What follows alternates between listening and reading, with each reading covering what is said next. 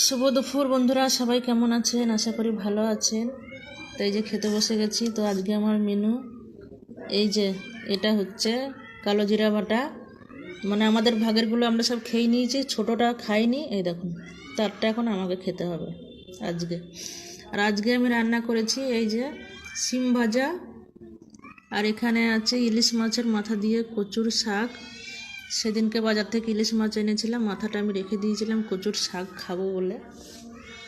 তো আমি আজকে রান্না করেছি, কালকে বাজার থেকে কচুর শাক এনেছি। আর এটা আছে বাটা মাছ, বাটা মাছ বেগুন দিয়ে বড়ি দিয়ে ঝাল করেছি, সর্ষে বাটা কাঁচা লঙ্কা বাটা দিয়ে। আর এই যে লঙ্কা তো আমার একটা থাকি সর্ষে মাছে। তো এই যে আমার এই হচ্ছে আজকে রান্না। তো বন্ধুরা, খাওয়া শুরু করে দিয়েছি। কালো জিরা বাটা খুব ভালোবাসি আমি।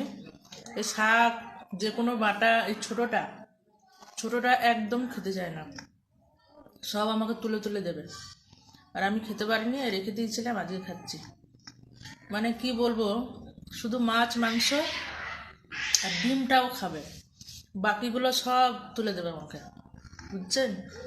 কি বলবো, এত বড় ছেলে, ও বাচ্চা বলুন, এত বড় ছেলে, তার সত্ত্বেও এইগুলো খাবে না, তাহলে কেমন লাগে বলুন? ছোটোটা এখন আসেনি বাড়ি, এই যে গাড়ির আওয়াজ এখন আসছে।